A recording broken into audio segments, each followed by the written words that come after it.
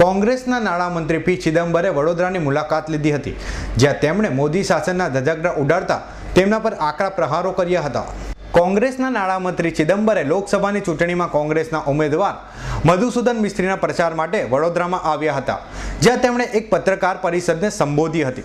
ચિદમ્બરે મોદી પર આકરા પ્રહારો કરતા જણાવ્યું હતું કે ગુજરાતનો વિકાસ ખોખલો છે, મોદીનો વિકાસ માત્ર ને માત્ર આંકડાઓની માયાજાળ છે।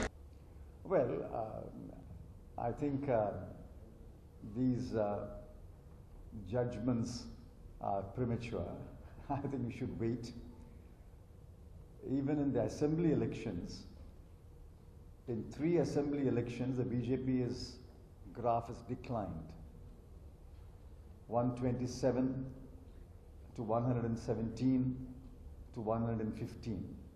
I agree that the Congress could not defeat the BJP. That I agree. But that's the democratic verdict of the people.